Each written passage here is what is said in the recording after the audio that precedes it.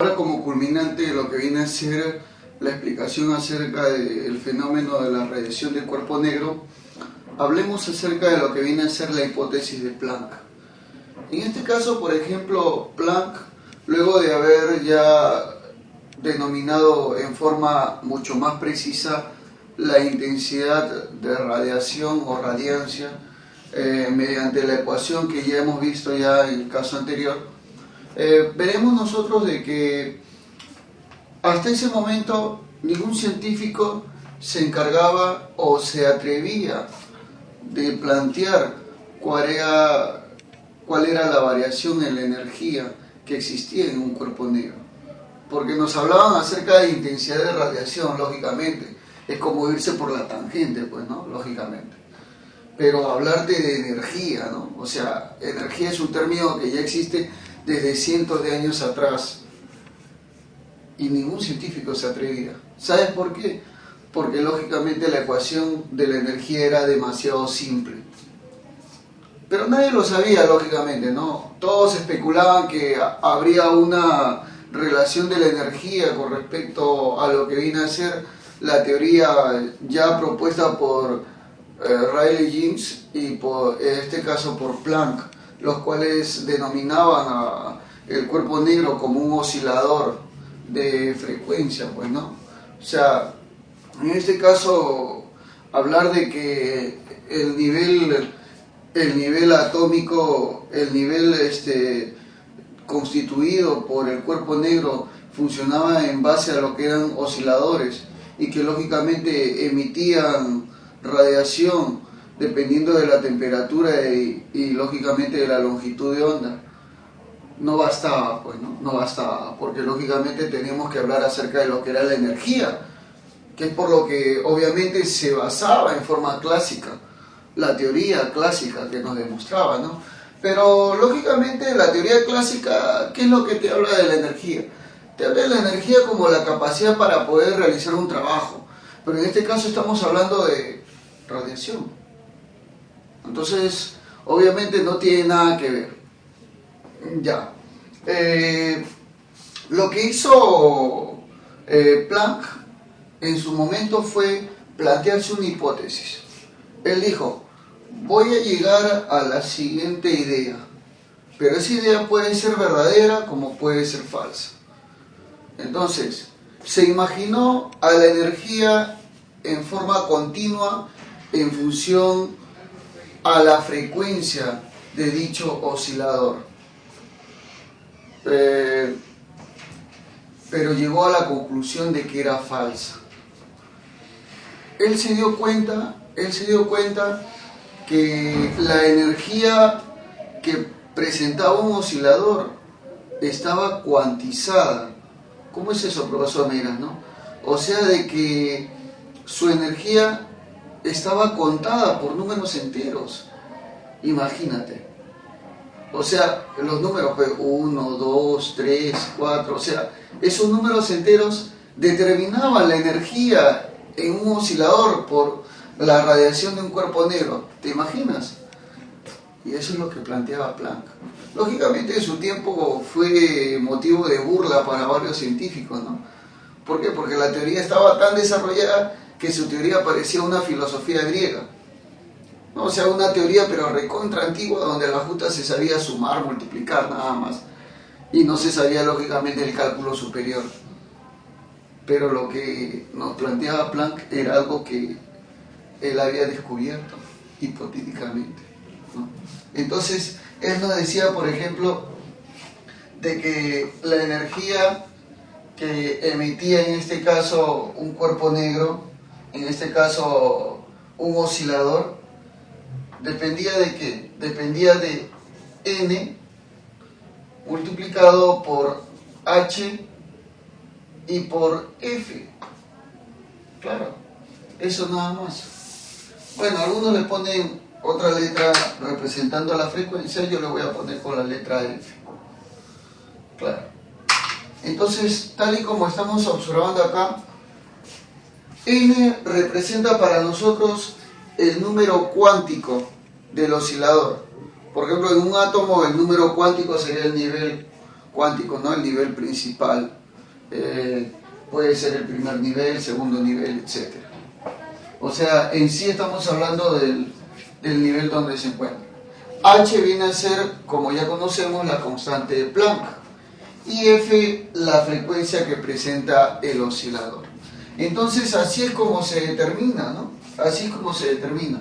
Recuerda que N puede asumir valores cuánticos, o sea, contados. 1, 2, 3, 4, etcétera, etcétera, ¿no?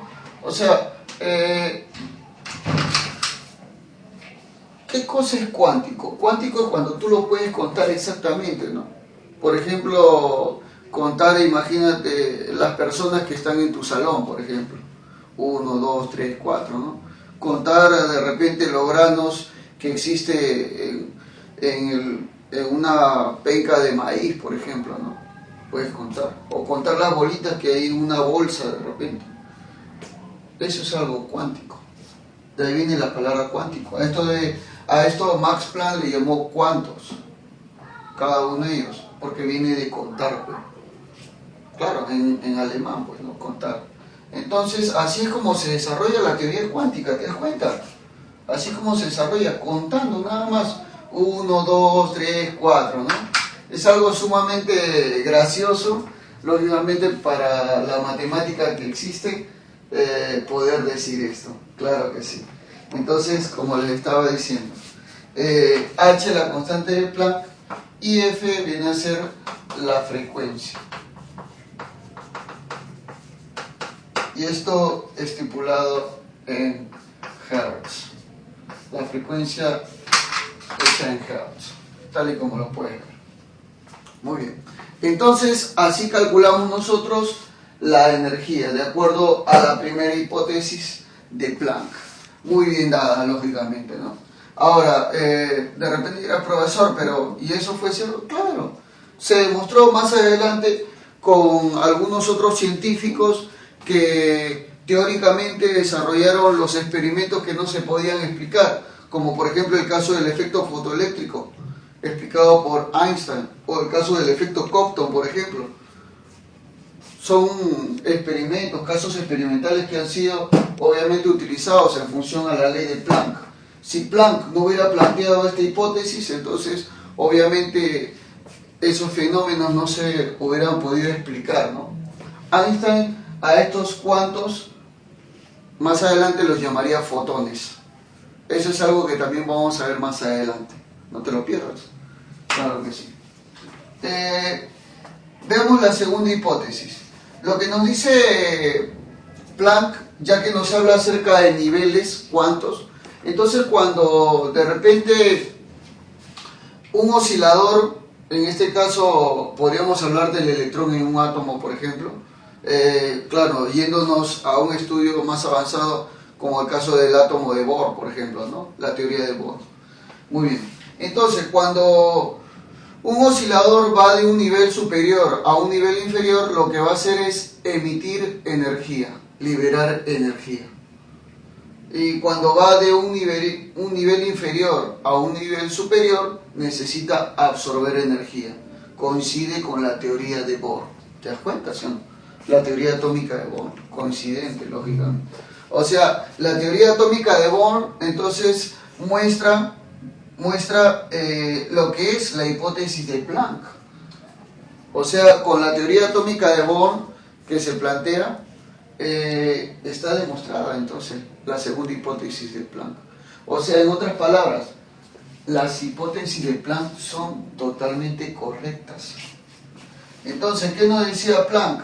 Que la energía liberada o absorbida, ojo, la energía liberada o absorbida era igual a la variación de nivel multiplicado por la constante Planck y por la frecuencia. Esta variación de nivel lógicamente es el primer nivel menos el último nivel. Esto por H y por F de la frecuencia. Muy bien, entonces así es como estamos observando la segunda hipótesis de Planck. Claro que sí. Entonces, así es como se da. Veamos un pequeño problemita como para poder observar la aplicación de este caso, ¿no? Por ejemplo, nos dice, calcular la energía que se libera cuando un electrón cae del quinto al segundo nivel cuántico a una frecuencia de 2 MHz.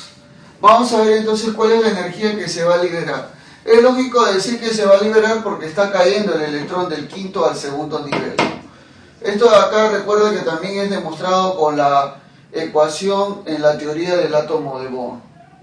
Claro, pero vamos a verlo ahora con lo que viene a ser la segunda hipótesis de Planck. Muy bien, entonces, datos del problema. Estamos hablando que el primer nivel es el quinto nivel, o sea, N5. El segundo nivel, el nivel final, viene a ser 2. Entonces, de este detalle, tal y como ves, la variación de niveles es igual al primer nivel menos el último nivel. O sea, en otras palabras, 5 menos 2. La variación de nivel entonces sería 3. ¿Está bien? ¿Estamos de acuerdo con eso? Sí, ¿no? Ya. Ahora sí. La frecuencia con la cual está el oscilador, en este caso el electrón es un oscilador, tendríamos de 2 MHz. Que es lo mismo decir 2 por 10 a la sexta Hz. Muy bien, ya tenemos eso entonces. Ahora, aplicando la segunda hipótesis de Planck, ¿no? Decimos, aplicamos la segunda hipótesis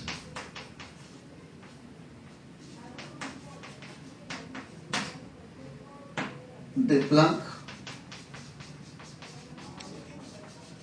Llegamos a la siguiente conclusión, que la energía liberada para este caso vendría a ser a la variación de nivel multiplicado por la constante de Planck y esto multiplicado por la frecuencia.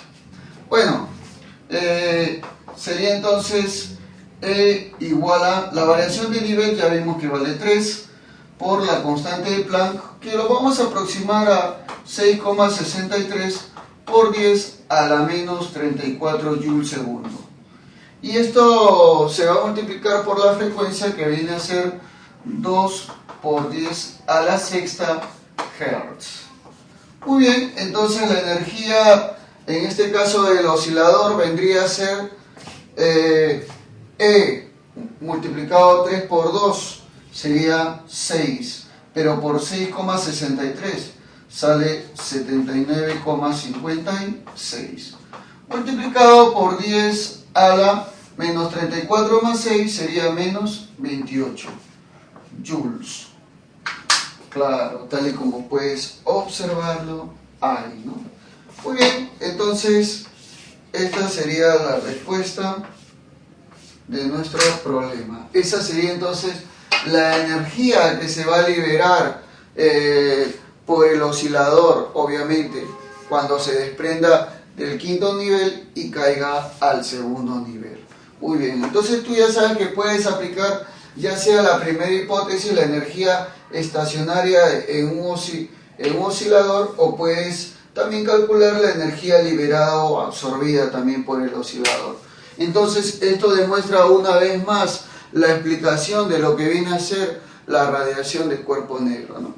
Tal y como podemos observarlo ahí. O sea, nadie podía decir cómo es que se emitía, cómo es que se liberaba, cómo es que se absorbía la radiación en un cuerpo negro.